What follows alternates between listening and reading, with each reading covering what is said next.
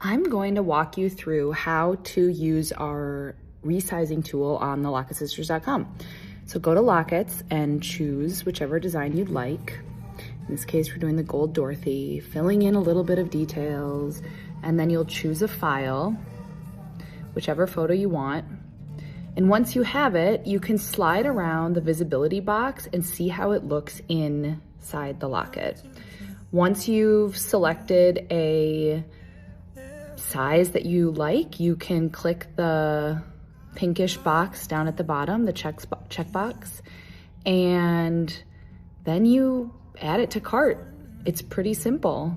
If you have any issues in this process, you can always reach out to us. There's also a checkbox at the top of the process for ordering where you can bypass this entire system.